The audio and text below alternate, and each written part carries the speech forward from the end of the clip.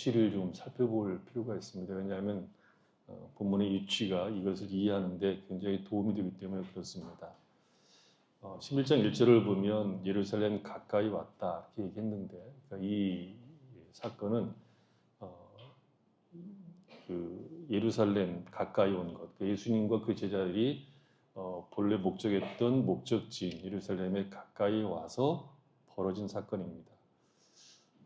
어디서 좀 출발한 여행이었을까 하는데, 마가복음 8장 28절을 보면 예수와 제자들이 빌립보 가이사라 여러 마을로 나가실새 길에서 제자들에게 물어 이르되 사람들이 나를 누구라 하느냐 이렇게 시작을 합니다.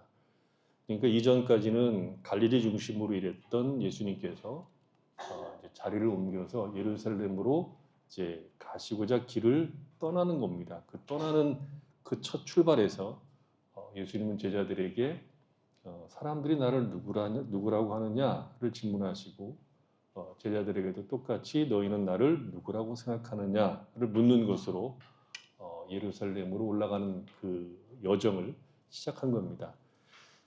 그리고 예수님은 명확하게 자신이 어떤 분인가를 제자들에게 이야기를 하죠. 인자가 많은 고난을 받고 이제 장로들과 대제사장들과 서기관들에게 버림받아서 죽임을 당하고 사흘 만에 다시 살아날 것이다. 그런 메시아다라고 얘기를 하고 있는 것이죠. 그러니까 예루살렘으로 올라가는 이 여정은 십자가 위에서 죽으시기 위한 여정이고, 예수님은 제자들이 예루살렘으로 올라가는 그 길을, 예수님의 그 길을 이해하고 그 길에 기꺼이 동참하기를 원하셨던 것이죠. 그러나 제자들은 예수님의 의도를 알아차리지 못합니다.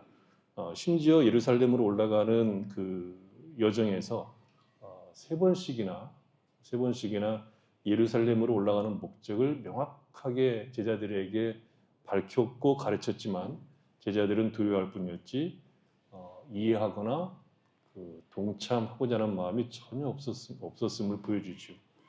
오히려 막판에 누가 좌우에 앉을 것인가, 예수님이 왕으로 등극하면 누가 좌우에 앉을 것인가 하는 것에 훨씬 더 많은 관심을 두었습니다. 그런 제자들의 형편, 그러니까 예루살렘 여정으로 올라가는 그 길은 사실은 제자들을 교육하고 제자들이 예수님을 밝히 알고 예수님을 따라가기를 원했던 과정인데, 그 과정으로 주어진 시간들인데 제자들은 전혀 이해를 못했기 때문에 그 형편이 마가는 두 명의 소경의 눈을 뜨게 하는 그 기적을 통해서 제자들의 영적 상황이 소경이었다는 것을 이제 고발을 하죠. 그러니까 예루살렘에 올라가는 그 시작에서 맹인의 눈을 뜨게 한 기적이 나오고, 또 오늘 본문 예루살렘에 거의 다 와서 또 한 번 맹인의 눈을 뜨게 하는 기적이 나옵니다. 이 과정 속, 그러니까 예루살렘으로 올라가는 그 과정, 첫 출발에서 맹인이 눈을 뜨는 과정, 이 기적이 나오고, 이제 예루살렘에 다 와서 또 한 번 맹인의 눈을 뜨게 하는 과정을 기적을 놓고 그 가운데 여정을 놓았다는 것은 예수님의 제자들은 전혀 이해한 바가 없다, 깨달은 바가 없다는 것을 이제 마가는 문학적 기법을 통해서 고발을 하고 있는 것이죠. 한번 보겠습니다. 마가복음 8장 22절에 이제 예루살렘으로 올라가기 직전에 이제 기적이 나오는데, 그 기적은 좀 볼 필요가 있습니다. 베세다의 이름에 사람들이 맹인 한 사람을 데리고 예수께 나와 손대기를 구하거늘 예수께서 맹인의 손을 붙잡으시고 마을 밖으로 데리고 나가사 눈에 침을 뱉으시며 그에게 안수하시고 무엇이 보이느냐 물으시니 쳐다보며 이르되 사람들이 보이나이다. 나무 같은 것들이 걸어가는 것을 보나이다 하거늘 이에 그 눈에 다시 안수하시니 그가 주목하여 보더니 나아서 모든 것을 밝히 보는지라. 예수께서 그 사람을 집으로 보내시며 이르시되 마을에는 들어가지 말라 하시니라. 이 기적을 통해서 예수님이 하고 싶었던 이야기는 제자들의 형편, 지금 현재 제자들의 형편이라고 하는 것은 사람이 보이기는 보이는데 나무 같은 것들이 걸어다니는 것처럼 제자들은 예수님을 보고 있다는 것이죠. 그런 상태에 있는 제자들을 예루살렘으로 올라가는 과정, 그 여정 가운데서 예수님은 자신이 어떤 일을 하실 건지 어떤 분이라는 것을 가르치심으로 제자들이 눈을 밝히 떠서 예수님이 어떤 분인가를 이해하고 예수님이 가시는 그 길을 같이 동행하기를 바랬다는 것이죠. 근데 제자들은 예루살렘으로 올라가는 이 여정에서 3번이나 걸쳐서 명확하게 예수님께서 어떤 그리스도인지 가르쳤지만 제자들은 전혀 이해를 못했습니다. 눈을 완전히 뜨지 못했다는 것이죠. 그것을 오늘 본문에 나오는 소경 바디메오의 사건으로 다시 확인시킨 겁니다. 그러니까 예루살렘으로 오는 과정에서 제자들은 주님의 가르침을 전혀 이해하지 못했다는 것을 이 바디메오 사건을 통해서 확증시킨 겁니다. 복음서를 읽어보면 확인할 수 있는 것 중에 하나가 뭐냐면 치료를 받은 사람들의 이름은 거의 나오지 않습니다. 대부분 어떤 병이냐, 병 종류나 혹은 남자, 여자, 혹은 노소 정도이지 이름을 기록하고 있다는 것은 매우 독특할 뿐만 아니라 중요하다는 뜻이기도 합니다. 이것은 이름이 기록된 제자들과 비교하기 위한 것으로 볼 수가 있습니다. 더구나 마가복음에서는 이 환자가 이름이 기록된 유일한 환자입니다. 디메도의 아들 맹인 거지 바디메오 이렇게 얘기하고 있죠. 유대 사회에서 맹인이고 거지인 사람은 사회적으로 혹은 또 종교적으로 버림받은 사람이라는 뜻이기도 합니다. 지금 예수님이 살던 살던 당시의 유대 사회의 그 특징은 재물을 많이 가지고 있는 것이 하나님의 축복을 받은 것으로 여기고 있는 그런 사회였기 때문에 거리에 앉아 있는 거지는 이스라엘의 언약 공동체에서 버림받은 그런 자로 이해를 하고 있었다는 것이죠. 그러니까 바디메오는 사람으로 취급받지 못한 계층의 사람이었습니다. 이런 사람에게 이름이라고 하는 것은 별 의미가 없습니다. 그러니까 성경은 사회적으로 종교적으로 결함이 있는 이 맹인 거지를 바디메오라고 기록하고 있다는 것은 우리가 주의 깊게 봐야 된다는 뜻을 담고 있는 것이죠. 나중에 뒤에 가서 문제를 다시 한번 볼 겁니다. 어쨌든 주님께서 제자들에게 의도하신 것은 나무 같은 것들이 걸어다니는 것을 보는 것이 아니라 밝히 보고 깨우쳐서 10장 50절에 나오는 것처럼 그가 보게 되어 예수를 길에서 따르기를 원하셨던 거죠. 그런데 그 일에 제자들은 부응하지 못합니다. 오히려 거지, 맹인, 바디메오가 부응을 해서 예수를 따르게 됩니다. 말하자면 바디메오는 기꺼이 예루살렘으로 향하는 예수님과 함께 동행하게 됩니다. 제자들은 그렇지 못한데 말이죠. 그것을 고발하고 있는 겁니다. 바디메오는 예수님과 함께 동행하는 것이 불가능한 사람이었죠.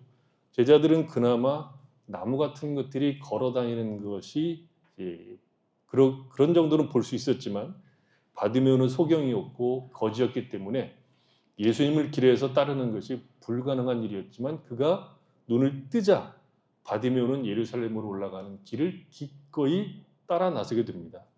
말하자면 우리에게 하고 싶은 이야기는 곧 예루살렘으로 올라가시는 주님의 길을 동행하고자 한다면 보는 것, 눈을 뜨는 것이 있을 때 비로소 가능하다는 뜻입니다. 그 외의 조건들은 그렇게 중요하지 않다는 것이죠. 바디메오는 맹인이고 거지입니다. 유대 사회에서 바디메오는 저주받은 인생입니다. 그가 눈을 떴다고 해서 그 신분이 바뀌지는 않습니다. 눈은 떴지만 그는 여전히 거지였죠. 그러나 주님과 함께 예루살렘으로 올라갈 수 있게 되었습니다. 그래서 중요한 것은 우리의 신분이 아니라 눈을 떴느냐 보느냐, 예수님을 정확히 보느냐의 문제라는 것이죠. 제자들처럼 나무들이 걸어다니는 것을 보는 정도로는 예루살렘을 올라가는 주님과 동행할 수가 없습니다. 예수를 믿는데 정확하게 보지 못하면 예루살렘을 올라가는 길을 동행할 수가 없다는 겁니다. 예루살렘을 올라가는 것은 고난받으시고 버림받고 죽임을 당하고 부활하시는 이 과정인데 그 과정에 동참하는 것을 말합니다. 그것은 자기를 부인하고 십자가를 지고 주님을 따르는 것이고 마음을 다하고 힘을 다하고 목숨을 다해서 우리 하나님을 사랑하는 것입니다. 뒤의 것은 잊어버리고 앞에 있는 상급을 위해서 오늘 믿음으로 살아가는 것을 말하는 겁니다. 이것이 오늘날 우리에게 주어진 가장 큰 숙제일 겁니다. 마음을 다하고 힘을 다하고 목숨을 다해서 하나님을 사랑하지 못한다는 거죠.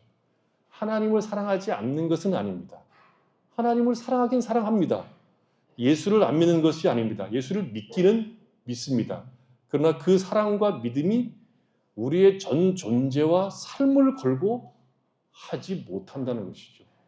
예수를 믿는 것, 예수를 따라가는 것, 예수를 믿는 것이 최고의 기쁨이고 자랑이고 영광이고 명예인 자리까지 우리가 가고 있지 않다는 겁니다. 하나님을 사랑하지 않는 것도 아니고 예수를 안 믿는 것도 아닌데 예수를 따라 자기를 부인하고 자기 십자가를 지고 예수님을 따르는 길은 망설이고 있다는 거죠. 그러니까 신앙이 우리의 전부, 우리의 존재 전체가 아닌 무슨 보험을 들어든 것 같은 느낌을 가지고 삽니다. 천국은 분명히 있는 것 같으니까, 그러니까 지옥은 갈 수가 없고, 그래서 교회 밖으로 도망은 못 가겠고, 그렇다고 해서 온 마음을 다해서 신앙으로 살기는 좀 억울한 것처럼 느끼고, 그것이 지금 제자들이 가지고 있는 형편이고 우리의 모습이라는 것이죠. 보긴 보는데 명확히 못 보는 겁니다. 그것을 맹인 거지 바디메오를 통해서 꾸중하고 비교시키고 있는 겁니다. 그래서 오늘 우리가 초점을 맞추려고 하는 것은 바디메오, 곧 소경이고 거지인 이 사람이 어떻게 가장 영광스럽고 명예로운 길에 동참하게 됐는가를 보려고 합니다. 먼저 우리가 볼 것은 바디메오가 길가에 앉아 있다가 나사렛 예수시라는 말을 들었다고 얘기합니다. 나사렛 사람 예수라는 말을 듣고 소리치며 다윗의 아들 예수여 저를 불쌍히 여기소서라고 외칩니다. 주목할 점은 바디메오의 이 외침은 나사렛 예수라는 말을 듣고 한 겁니다. 12년 동안 혈루병을 앓았던 여인, 자기 딸을 위해서 예수님에게 나왔던 이방년이었던 수로보니게 여인도 예수님에 관한 이야기를 듣고 예수님을 찾아왔던 것이죠. 예수님을 찾아온 많은 사람들이 예수님에 대한 이야기를 듣고 왔다는 것은 신앙이라고 하는 것은 잘 들어야 하고 이해해야 된다는 거죠. 근데 제자들은 잘 들어야 된다고 반복적으로 가르쳤음에도 불구하고 결국 귀가 없어서 듣지 못했던 제자들과 지금 이 바디메오를 비교하고 있는 겁니다. 반복적으로 예수님의 가르침을 들어왔던 제자들은 듣고도 깨달음을 얻지 못했지만 예수님에 대해서 소문으로 들었던 바디메오는 나사렛 사람 예수시라는 말을 듣고 곧바로 외치기 시작했습니다. 바디메오가 나사렛 예수시라는 말을 듣고 바로 외쳤다는 것은 그가 소문으로 들었던 예수님에 대해서 마음에 담고 있었고 이해하고 있었다는 뜻이기도 합니다. 그러니까 신앙에서 가장 중요한 시작은 예수 그리스도에 대해서 듣는 것으로부터 시작합니다. 신앙이라고 우리가 말할 때는 무엇을 믿는 것을 이야기하는 것이죠. 내가 무엇을 믿는다 이렇게 할 때 신앙이 되는 거죠. 기독교 신앙은 예수를 믿는 것이다 이렇게 단순히 정의할 수 있습니다. 그러면 예수를 믿는다고 얘기할 때는 믿음의 대상, 내가 믿는다고 말한 그 대상인 예수님이 어떤 분인가를 아는 것이 가장 기초가 될 수밖에 없습니다. 내가 예수를 믿습니다. 그런데 예수를 모르면 믿는다고 말하는 것이 다 사기치는 거죠. 제가 여기 있는 분 중에 누구 하나를 제가 몹시 신뢰한다고 할 때는 그 신뢰하는 분이 어떤 분인가를 모르면 전혀 할 수가 없는 행위들이죠. 누구를 내가 믿는데 너무 잘생겨서 믿는다. 이건 말이 안 됩니다. 얼굴이 믿음직스럽게 생겼다. 말이 안 되는 거죠. 얼굴과 목소리가 신뢰를 주기 때문에 믿는다? 사기꾼이 다 그런 거 아니에요? 사기꾼이 원래 사기꾼처럼 생겼습니까? 믿을만하게 생기지 않았습니까? 그러니까 그가 어떤 사람인지 그의 됨됨이나 그의 가치관이나 삶의 방식이나 살아온 삶의 어떤 궤적들을 우리가 충분히 알기 때문에 나는 그 사람을 믿을 수 있어. 이렇게 얘기하는 거 아닙니까? 그러니까 기독교 신앙에서 가장 중요한 것은 내가 얼마나 강한 신념을 가지고 흔들리지 않느냐가 아니라 내가 믿는다고 고백하는 그분이 어떤 분인가를 아는 것입니다. 예수를 믿는다고 얘기할 때는 반드시 내가 믿는다고 말한 예수님이 어떤 분인가를 명확하게 알아야 됩니다. 여러분은 예수님이 어떤 분인가를 충분히 알고 있습니까? 이 예수님을 아는 것이 중요한 이유는 참된 지식이 없으면 참된 믿음이 성립이 안 되기 때문에 그렇습니다. 기독교 신앙은 계시된 성경의 참된 이해가 없으면 불가능합니다. 하나님은 우리가 하나님을 알 수 있는 두 가지 중요한 것을 주셨는데, 하나는 머리, 곧 이성이고, 다른 하나는 계시, 곧 성경입니다. 우리에게 머리, 이성을 주시고 성경을 주셨다는 것은 읽고 이해하라는 겁니다. 읽고 보라는 거죠. 머리로만 이해하는 것은 하나님에 대한 참된, 그러니까 내 머리로만 가지고 하나님에 대한 참된 지식이 이룰 수 없기 때문에 하나님은 당신이 누구신지, 어떤 일을 행하시고 어떤 목적을 가지고 계신가를 우리에게 계시로 알려주고, 그것을 성경에 담아서 우리에게 주심으로 우리가 비로소 하나님을 알 수 있는 길을 허락하셨습니다. 우리에게 알려준 성경을 통해서 비로소 우리는 하나님과 하나님이 하신 일에 대한 바른 지식에 이룰 수 있습니다. 그러니까 주문으로서가 성경이 아니라 읽고 탐구하고 이해하고 믿으라고 주신 겁니다. 요한복음 5장 39절을 보면 너희가 성경에서 영생을 얻는 줄 생각하고 성경을 연구하거니와 이 성경이 곧 내게 대하여 증언하는 것이라고 하셨습니다. 그러니까 기독교 신앙에서 믿음은 믿음의 강조점 있는 것이 아니라 믿는다고 말하는 그 대상을 믿고 이해하는 것입니다. 그 믿음의 대상을 아는 것, 이해하는 것이 우리의 믿음을 좌우하는 중요한 내용이더라는 거죠. 여러분은 의무적으로 예배에 참석해서 설교를 듣다가 아무 생각 없이 얻게 된 지식이나 우연히 대화하다가 알게 된 지식을 넘어서서 성경 지식을 스스로 얻기 위해서 얼마나 많은 노력들을 하고 계십니까? 하나님의 말씀을 듣기 위해서 얼마나 많은 수고들을 하십니까? 기독교 신앙의 아주 중요한 특징은 말씀에 대한 이성적인 지식이 있으면 있을수록 성령 하나님께서 우리 마음을 감동시킬 때 말씀의 탁월함을 보고 말씀의 달콤함을 맛볼 기회를 훨씬 더 많이 얻게 됩니다. 성령 하나님의 가장 중요한 사역은 우리를 진리 가운데로 인도하시는 겁니다. 그래서 우리가 말씀을 사모하고 사랑하고 그 말씀을 알고자 애를 쓰면 더욱더 성령의 인도하심과 충만하심을 맛볼 기회가 많아지는 겁니다. 우리가 성령 충만함을 누리지 못하는 이유는 하나님의 말씀을 진심으로 사랑하고 탐구하고 있지 않기 때문에 그렇습니다. 말씀에 대한 지식이 많을수록 하나님의 탁월하심과 복음의 영광을 볼 기회가 훨씬 더 많아집니다. 우리는 예수님에 대해서 듣는 일이 많습니까? 예수님을 알고자 얼마나 많은 시간들을 드리고 있습니까? 우리는 예수님이 나를 가르쳐주지 않는다고 그렇게 타박하기 전에 얼마나 하나님께서 우리에게 알려주시기 위해서 계시된 그 성경 말씀을 얼마나 탐구하고 사랑하고 있습니까? 예수님을 알고자 하는 일, 하나님을 알고자 하는 일을 우리가 흔히 말하는 단어로 얘기하면 신학한다는 그런 말입니다. 우리는 지금 너무 소프트하게 말하자면 성도들을 다루는 일이 있어서 성도들이 싫어하는 말들은 가능하면 안 쓰려고, 부담스러운 말을 안 쓰려고 해서 신학이라고 말하지 않고 뭐 성경 공부 이렇게 하는데, 성경 공부를 풀어놓으면 신학이에요. 이게 신학하는 거거든요. 신학하면 이게 무슨 큰일이라는 것처럼, 이게 특정한 사람들만 하는 것처럼 생각해서 이야기를 잘 안 하죠. 신학한다는 말이 좀 거북하면 교리를 안다고 교리라고 말할 수도 있습니다. 그러니까 하나님을 아는 일, 하나님이 행하신 일을 아는 일이 신학인데, 굳이 붙이자 말하면 신학인데, 이것은 모든 신자의 의무입니다. 청교도 목사들은 이 하나님을 아는 일, 신학은 모든 신자들의 본업이라고 얘기했습니다. 그래서 청교도 목사들의 설교를 읽어보면 그 당시 청중들이 훨씬 더 우리보다 무식했을 건데, 훨씬 더 많이 못 배웠을 건데, 그 당시 성도들이 그 설교를 알아들었다는 거죠. 대단하지 않습니까? 더 대단한 거 얘기해 볼까요? 여러분, 사도 바울의 서신을 읽어본 대상자가 누구였습니까? 바울이 서신서를 썼는데 그 서신서의 그 대상들이 누굽니까? 우리처럼 많이 공부한 사람들입니까? 초대교회에 그런 사람이 별로 없었습니다. 그 편지를 그들이 읽고 이해했다는 거 아니에요.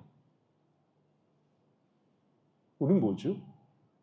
훨씬 더 많은 정보와 공부를 많이 했는데 그들과 우리를 비교해 보면 우리가 훨씬 더 무식하지요. 왜냐하면 본업을 안 하기 때문에 그렇습니다.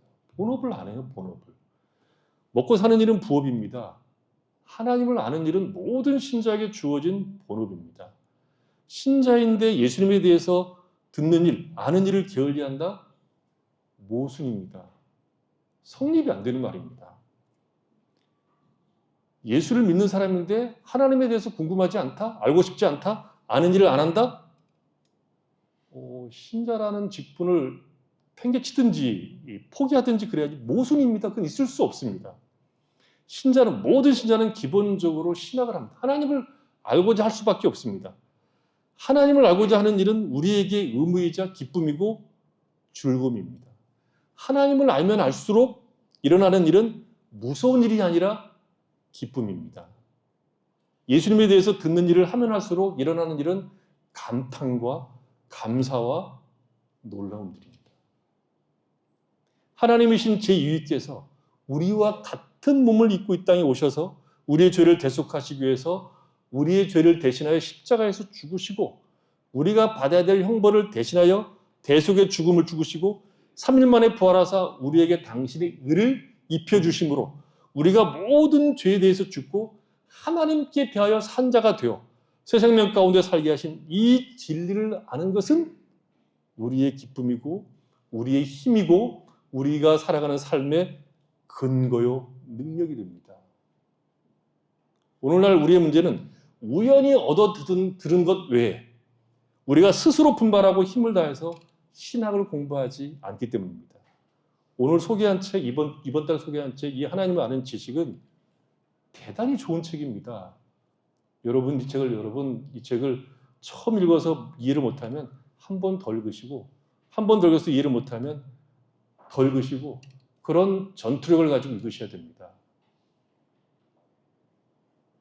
그저 아이스크림 먹듯이 이해될 수 있는 책들이 사실은 아닙니다. 하나님을 아는 것은 우리의 큰 기쁨이요 능력이요 성령 충만의 길로 가는 첩경입니다. 바디메오가 예수님의 소문을 들었습니다. 그리고 예수님에 대한 이야기를 믿고 신뢰했습니다. 그런 중에 예수님이라는 이야기를 듣고 예수님을 부르죠. 그 예수님을 부를 때 다윗의 자손 예수여라고 부릅니다. 바디메오는 예수님을 다윗의 자손 예수라고 이해를 하고 있었습니다. 근데 이 바디메오가 이해하고 있었던 다윗의 자손 예수라는 이 말은 그 당시 유대인들이 이해하고 있었던 그런 좀 차원이 다릅니다.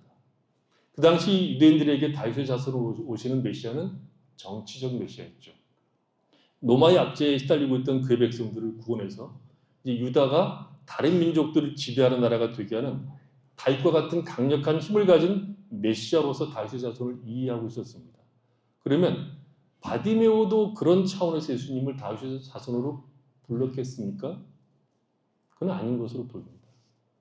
여러분 바디메오에게 꿈에도 소원이 뭐였겠습니까? 통일이었겠습니까? 제가 가지고 있는 꿈에도 소원은 통일이 아닙니다. 저는 민족 번영도 저는 제 꿈에도 소원이 아닙니다. 저는 그걸 꿈을 꿔본 적도 없고 기도해 본 적도 없습니다. 이 민족에게 푸르고 푸른 계절이 오도록 기도해 본 적도 없습니다. 그건 다 불합니다. 그렇게 안 됩니다. 제 소원은 성령께서 친히 우리가 하나님의 자녀인 것을 증거해 주시기를 원하는 겁니다. 우리가 주 예수를 믿지 못했으나 믿고 말할 수 없는 영광스러운 즐거움으로 기뻐하는 겁니다. 제가 거기에 들어가 있는 것이고 우리 모두가 그렇게 되기를 저는 바랍니다. 그건 곧 우리에게 부흥을 주시기를 바라는 겁니다. 부흥은 사람이 많이 몰려오는 것이 아니라 믿는다고 말하고 있는 우리가 성령께서 친히 우리가 하나님의 자녀인 것을 증거받는 겁니다. 통일이 되든 말든 저에게 그거는 큰 문제가 아닙니다. 통일을 앞세우는 사람들 가만히 보면 신통한 사람이 별로 없어요. 바디메오 소원이 메시아가 오면 노마를 확 뒤집어 엎는 것이었을까요? 혹 노마를 뒤집어 엎으면 바디메오에게는 도대체 무슨 일이 있었을까요? 정치가 여러분의 뜻대로 되면 믿음으로 사는 일이 편해질까요? 왜 이렇게 정치에 목을 메고 있죠?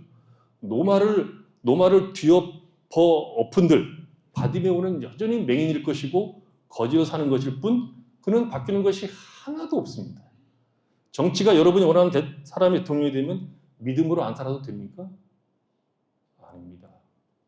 신자는 환경과 조건이 어떻게 되든 우리는 여전히 믿음으로 살아야 됩니다. 누가 되든 믿음으로 사는 일은 늘 힘들고 어려운 일입니다. 편해지는 일이 없다는 거죠. 바디메오의 간절한 소망은 눈을 떠서 보는 것이겠죠. 그러기 위해서 예수님을 소리쳐 부른 것이 아닙니까? 그러니까 바디메오가 부른 다윗의 자손 예수는 전혀 다른 차원으로 부른 겁니다. 성경을 보면 다윗의 자손의 다른 모습을 우리에게 보여줍니다. 한번 읽어보겠습니다. 에스겔서 34장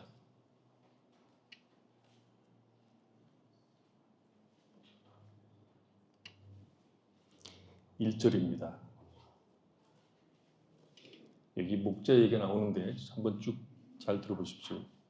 34장 1절 여호와의 말씀이 내게 임하여 이르시되 인자야 너는 이스라엘 목자들에게 예언하라. 그들 곧 목자들에게 예언하여 이르기를 주 여호와께서 이같이 말씀하시되 자기만 먹는 이스라엘 목자들은 화했을진저 목자들이 양떼를 먹이는 것이 마땅하지 아니하냐. 너희가 살찐 양을 잡아 그 기름을 먹으며 그 털을 입되 양떼는 먹이지 아니하는도다.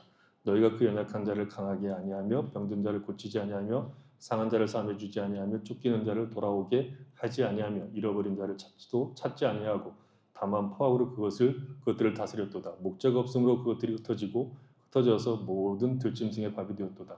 내 양떼가 모든 산과 높은 메뿌리에마다 유리 되었고 내 양떼가 온 지면에 흩어졌으되 찾고 찾는 자가 없었도다. 그러므로 목자들아 여호와의 말씀을 들을지어다. 주 여호와의 말씀에 내가 나의 삶을 두고 맹세하노라. 내 양떼가 노략거리가 되고 모든 들짐승의 밥이 된 것은 목자가 없기 때문이라. 내 목자들이 내 양을 찾지 아니하고 자기만 먹이고 내 양떼를 먹이지 아니하였도다. 그러므로 너희 목자들아 여호와의 말씀을 들을지어다. 주 여호와께서 이같이 말씀하시되 내가 목자들을 대적하여 내 양떼를 그들의 손에서 찾으리니 목자들이 양을 먹이지 못할 뿐 아니라 그들이 다시는 자기도 먹이지 못할지라. 내가 내 양을 그들의 입에서 건져내어서 다시는 그 먹이가 되지 아니하게 하리라. 주 여호와께서 이같이 말씀하셨느니라. 나 곧 내가 내 양을 찾고 찾되 목자가 양 가운데 있는 날에 양이 흩어졌으면 그때를 찾는 것 같이 내가 내 양을 찾아서 흐리고 캄캄한 날에 흩어진 모든 곳에서 그것들을 건져낼지라. 내가 그것들을 만민 가운데서 끌어내며 여러 백성 가운데서 모아 그 본토로 데리고 가서 이스라엘 산 위에서와 시내가에와 그 땅 모든 거주지에서 먹이되 좋은 꼴을 먹이고 그 우리를 이스라엘 높은 산에 두리니 그것들이 그곳에 있는 좋은 우리에 누워 있으며 이스라엘 산에서 살찐 꼴을 먹이리라. 내가 친히 내 양의 목자가 되어 그것들을 누워 있게 할지니라. 주 여호와의 말씀이라. 그 잃어버린 자를 내가 찾으며 쫓기는 자를 내가 돌아오게 하며 상한 자를 내가 싸매 주며 병든 자를 내가 강하게 하려니와 살찐 자와 강한 자는 내가 없애고 정의대로 그것들을 먹이리라. 여기 지금 친히 내 양의 목자가 되신다는 것은 예수님을 얘기하는 겁니다. 예언이죠. 이 본문 전체가 참 목자이신 예수님에게 적용되는 내용입니다. 그런데 23절을 보면 내가 한 목자를 그들 위에 세워 먹이게 하리니 그는 내 종 다윗이라. 예수님이죠. 다윗이라 그가 그들을 먹이고 그들의 목자가 될지라 이렇게 나옵니다. 여기서 다윗은 다윗의 자손을 의미하는 예수 그리스도를 말합니다. 에스겔서 37장 한번 가서 보십시오. 에스겔 37장 24절 내 종 다윗이 그들의 왕이 되리니 그들 모두에게 한 목자가 있을 것이라. 그들이 내 규례를 준수하고 내 율례를 지켜 행하며 내가 내 종 야곱에게 준 땅 곧 그의 조상들이 거주하던 땅에 그들이 거주하되 그들과 그의 자자손손이 영원히 거기에 거주할 것이요 내 종 다윗이 영원히 그들의 왕이 되리라. 그러니까 에스겔에 따르면 이 마지막에 그러니까 이 구약의 마지막 우리가 그걸 종말론적이라고 얘기하는데 그 마지막에 목자 다윗은 하나님이 하실 치유를 대행하는 인물로 등장합니다. 예수님 당시에 다윗의 자손이 등장하면 정치적 해방을 가져오는 부류로만 이해하고 있었던 것이 아니라 사람들 가운데 치료를 행할 것이고 회복시킬 거라는 기대가 있었다는 겁니다. 소수였겠죠, 물론. 바디메오가 외쳤던 다윗의 자손이라고 하는 것은 에스겔서에서 말한 것과 같이 종말론적 목자 다윗이 할 것이라고 말해진 치유 사역을 그가 행하실 것이라는 기대 혹은 이해가 있었기 때문에 외친 소리라는 겁니다. 이 바디메오 외침에 대해서 예수님께서 긍정적으로 반응하시는 것은 바디메오 이해가 틀리지 않았다는 것을 의미합니다. 만약에 바디메오가 그 당시에 대세였던 무력 항쟁을 통해서 그의 백성을 구원하시는 정치적 메시아로서의 다윗의 자손으로 이해하고 소리를 쳤다면 바디메오는 꾸중을 먼저 들었을 것이고 그 다음에 고침을 받았을지 모르겠습니다. 그러니까 바디메오는 그 당시 대세를 따라가지 않고 에스겔이 내다본 하나님의 치유사역을 대행하는 목자로서의 다윗의 자손으로 예수님을 보았다는 것이죠. 바른 이해를 하고 있었습니다. 바디메오는 예수님이 어떤 분인가를 알고 있었고 그 예수님이 자신의 눈을 열어주자 그 예수님을 보고 예수님이 올라가시는 예루살렘 길에 동행한 것입니다. 그 길은 고난의 길이고 죽음이 기다리고 있는 길이지만 바디메오는 자신을 치유하신 예수님은 고난과 죽음을 통해서 우리를 구원하시는 분이라는 것까지 이해의 범위가 넓혀졌다고 보는 것이죠. 어쨌든 신앙은 그렇게 우리를 구속하시는 그리스도 예수, 하나님을 아는 겁니다. 아는 것만큼 우리의 신앙의 지평이 넓어집니다. 믿음은 들음에서 나고 들음은 그리스도 예수의 말씀에서 나는 겁니다. 그러니 믿음이 견고해지고 온전해지고 깊은 신앙의 내용과 성령의 풍성하신 은혜를 입고자 한다면 우리는 하나님을 아는 일을 우리의 본업으로 삼고 힘을 기울여야 됩니다. 신학은 목사만 하는 것이 아닙니다. 목사는 같이 신학을 하자고 격려하고 안내하는 사람이지 신학을 할 수 있는 유일한 사람이 결코 아닙니다. 성도들이 무식하면 목사가 편하겠죠. 그건 있을 수가 없습니다. 성도들은 부지런히 그리스도 예수, 우리를 구속하신 하나님, 그 하나님의 존재와 성품과 그리고 하신 일을 알기를 힘써야 됩니다. 그 다음으로 우리가 볼 수 있는 것은 바디메오 행동이죠. 그가 예수시라는 소리를 듣고 소리쳐 다윗의 자손이여 불쌍히 여기소서 라고 하자 많은 사람이 꾸짖었다고 얘기했습니다. 사회적으로 종교적으로 사람 취급을 받지 못했던 사람이 난데없이 소리를 지르니까 사람들이 조용하라고 야단을 친 거겠죠. 바디메오는 평소 같았으면 그냥 주저앉았을 겁니다. 누구 하나 바디메오가 하는 소리에 귀를 기울인 적이 없었겠죠. 전에는 한 번도. 그리고 바디메오 자신도 사람들에게 한 말이라고 하는 것은 한 푼 줍시오. 이게 전부였을 거죠. 별 말을 사람들과 나눠본 적이 없었을 겁니다. 맹인이고 거지에게 누가 의견을 묻겠으며 대화를 하려고 그러겠습니까? 누가 뭐라고 소리치면 금방 주눅이 들었을 겁니다. 그런데 이번만은 전혀 다릅니다. 사람들이 꾸짖어 잠잠을 하고 있는데 바디메오는 더욱 소리 질러서 다윗의 자손이여 나를 불쌍히 여겨주십시오라고 외칩니다. 바디메오로 막아섰던 사람들의 꾸짖음과 예수님의 무반응에도 불구하고 그는 멈추지 않고 오히려 더욱 소리를 질러 예수님을 불렀다고 얘기하고 있습니다. 저는 이것을 기도라고 해석하고 싶습니다. 그가 이렇게 외친 것은 자신의 소망을 주님에게 알려주는 것이고 그와 더불어 그는 그가 외친 주님을 더욱 알고 싶었던 것이겠죠. 다윗의 자손이라고 부른 그 목자, 예수님이 자신이 부른 대로 실제로 그런 분이신 것을 알고 싶었던 것도 포함되어 있겠죠.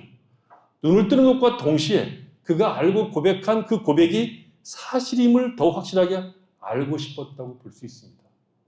예수님을 아는 사람들, 알고자 하는 사람들은 바디메오처럼 불쌍히 여겨달라고 기도할 수밖에 없습니다. 왜냐하면 기독교 신앙은 성경에 대한 이해가 반드시 필요하지만 이 계시는 하나님이 주신 것이기 때문에 우리의 이성으로만 충분히 알 수 있는 영역을 벗어나 있기 때문에 우리는 기도해야 됩니다.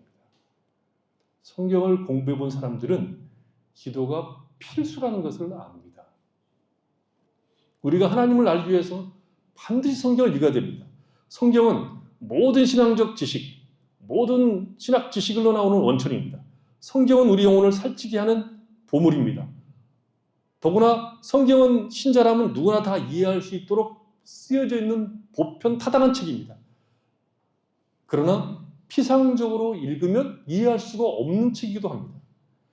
의미를 파악하려고 의미를 파악하며 읽으려고 노력해야 됩니다. 수고해야 됩니다. 요즘은 도움을 받을 수 있는 것들이 너무 많습니다. 이해하려고 덤비면 알 수 있도록 돕는 방식이 너무 많습니다. 깊이 생각할 수 있도록 도움을 주는 방식이 그런 앱들도 널려 있습니다. 목사가 설교할 때 귀담아 잘 들으십시오. 그리고 책들을 부지런히 읽으십시오. 제가 소개한 책들을 부지런히 읽어보십시오. 책을 안 읽어도 너무 안 읽어서 문제가 심각하다는 거죠. 그러니까 우리는 이렇게 입을 벌리고 있으면 목사들이 이렇게 팍 떠주는 것들을 다 좋아해요.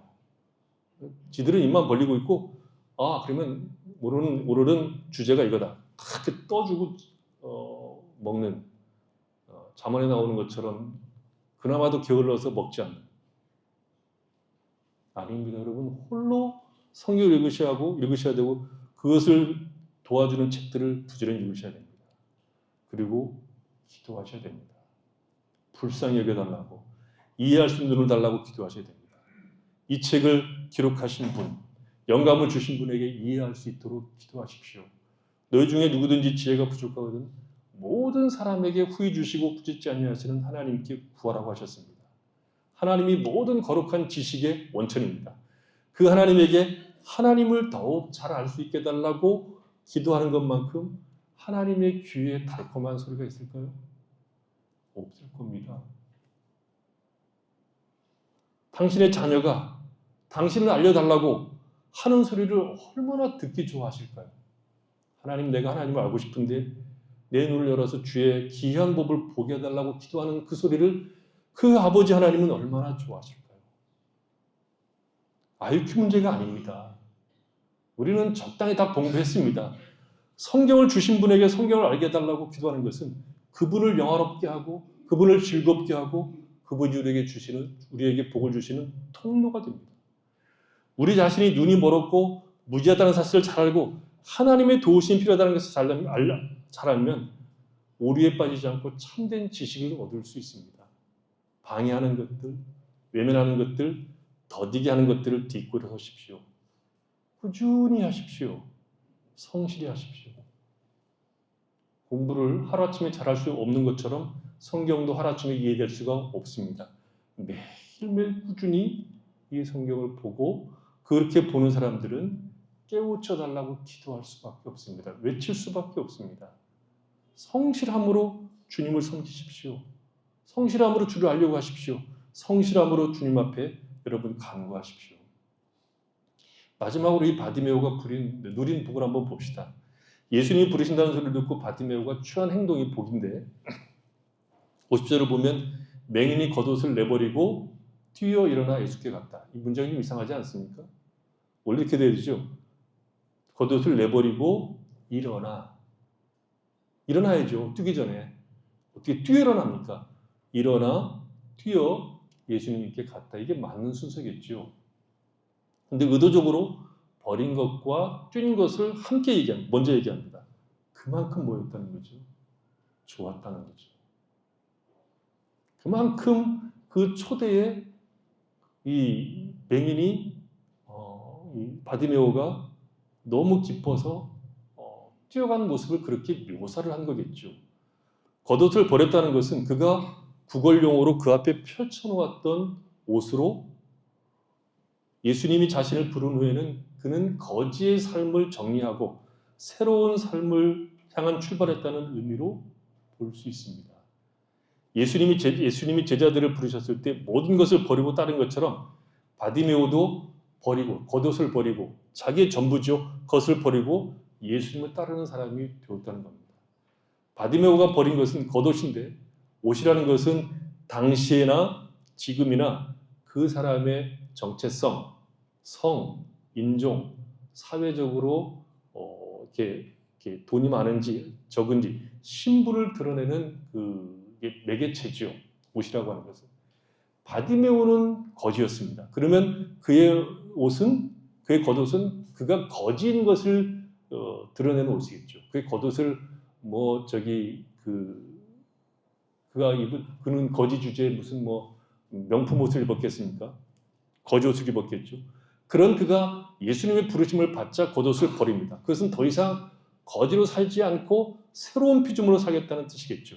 그리고 그는 예수님의 따뜻한 영접 속에서 보기를 원한다고 명확하게 얘기합니다. 그리고 그는 구원을 받고 나서 곧바로 보게 되어서 예루살렘 올라가는 주님의 길에 동참하게 됩니다. 예수님께서 가라, 내 믿음이 너를 구원했다고 하셨는데 이 구원이 하나는 보는 것으로 나오고 다른 하나는 길에서 예수님을 따르는 것으로 나옵니다. 그러니까 구원이라고 하는 것은 보는 것이 하나가 있고 명확하게 보는 것이 하나 있고 하나는 따르는 것이 하나가 있습니다. 이것은 구별되는 것이 아니라 하나로 묶여 있는 겁니다. 구원은 눈을 떠서 주님을 보게 되는 것이고 주님을 따르게 되는 것입니다. 바디메오가 받은 복은 구원을 얻어서 주님을 보게 되는 것이고 그 주님을 따라가게 되는 것이죠. 그는 맹인일 때도 주님에 대해서 듣고 안 것이 있었습니다. 그러나 이제 눈을 떠서 주님을 온전하게 봅니다. 듣는 것이 전부가 아니었던 것이죠. 구원은 나를 구속하신 예수님을 듣는 것이고 보는 것입니다. 믿음은 주님을 보게 합니다. 보이지 않는 주님을 보고 즐거워하는 것이 구원입니다. 믿음은 우리로 하여금 하나님에게 속한 모든 것을 보게 합니다. 듣는 것으로 그치는 것이 아니라 믿음의 눈으로 보는 것이 구원 속에 담겨있는 내용입니다. 저는 이 구절에 대해서 더 깊은 이해가 제 개인적으로 있었으면 좋겠다고 늘 생각합니다. 베드로전서 1장 8절인데요. 예수를 너희가 보지 못하였으나 사랑하는 도다. 이제도 보지 못하나 믿고 말할 수 없는 영광스러운 즐거움으로 기뻐하니. 여러분 한번 곱씹어 보십시오. 세번역은 여러분은 그리스도를 본 일이 없으면서도 사랑하며 지금 그를 보지 못하면서도 믿으며 말로 다 표현할 수 없는 즐거움과 영광을 누리면서 기뻐하고 있습니다. 여러분은 현대어인데요. 여러분은 예수 그리스도를 한 번도 뵌 적이 없는데도 사랑하고 있습니다. 여기까지는 동의합니다. 지금 그분의 모습을 보고 있는 것도 아니면서 그분을 믿고 있습니다. 그것도 동의합니다. 지금 여러분은 땅 위에 살고 있지만 말로 다 표현할 수 없는 하늘로부터 오는 기쁨으로 행복감에 젖어 있습니다. 저는 이거 잘 모르겠어요. 여러분 표정을 봐도 잘 모르겠어요. 그런 사람을 제가 별로 본 적이 없어서.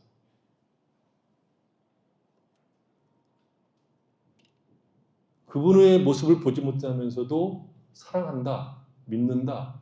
여기까지는 저도 동의합니다. 그리고 이해가 갑니다. 제가 그러고 있으니까.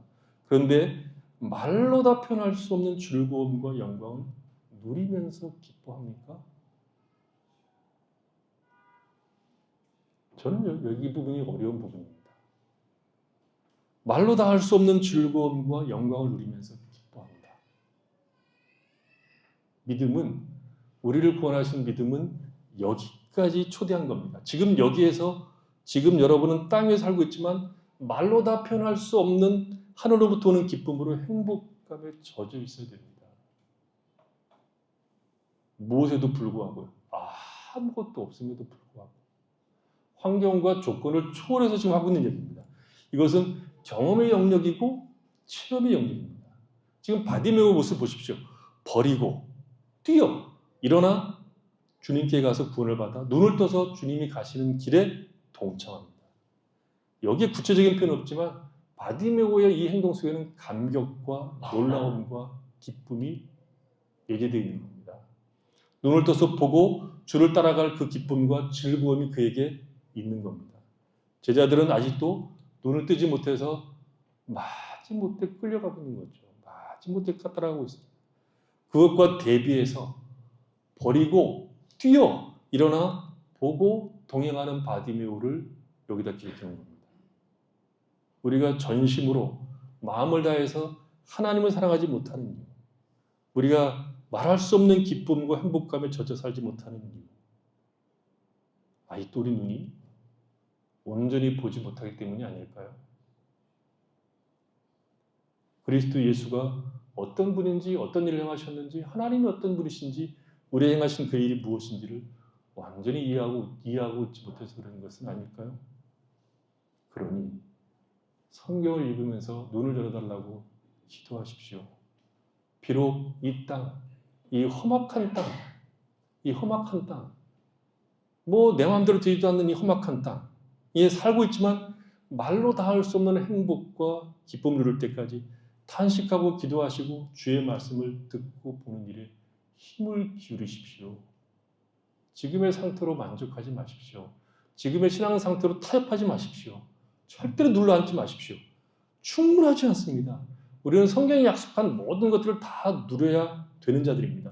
온갖 방해와 게으름을 두려워하고 소리쳐 불쌍히 여겨달라고 외치고 주의 말씀을 듣고 이해하고 깨우쳐 말할 수 없는 기쁨과 행복감으로 이 땅에서 살아갈 수 있도록 우리를 인도해달라고 기도하셔야 됩니다. 우리가 아는 것만큼, 우리가 분투해서 하나님을 아는 것만큼, 주의 계시의 말씀을 탐구하는 만큼 하나님은 주의 성령을 통해서 우리에게 은혜를 담아내실 것이며 우리에게 풍성한 삶을 허락하실 겁니다. 이것이 제 소원입니다. 우리의 심령의 부흥을 주셔서 정말 하나님을 알고 그 하나님을 마음을 다해서 성품을 다해서 사랑할 수 있는 사람들, 보지 못하나 사랑하고 믿는 것을 넘어서서 말할 수 없는 기쁨과 행복함으로 사는 것, 거기까지 우리를 초대하시기를 저는 기도합니다. 그리고 소원입니다. 말씀을 읽고 보고 이할 뿐만 아니라 그것이 우리 각자에게 살아서 역사하는 경험이 되어서 우리로 하여금 기쁨과 감사함으로 예수를 믿는 것이 그 어떤 것과 비교할 수 없는 가장 큰 명예요, 영광이요, 예수 믿는 사람으로 사는 것이 무엇과도 바꿀 수 없는 복이라는 것을 정말 우리 진심을 다해서 고백할 수 있는 자리까지 초대된 것을 알고 오늘 바디메오처럼 버리고 일어나 뛰어 주님을 따라갈 때까지 쉬지 않고 주님을 찾고 구하고 그 은혜를 사모하는 성도들이 되어서 이 소원, 제가 가지고 있는 이 소원, 그 소원이 여러분 것이 되고 우리의 소원이 되어서 우리 교회가 하나님이 주시는 부흥으로 말미암아 새롭게 되는 놀라운 역사가 속히 일어나기를 저는 간절히 기도합니다.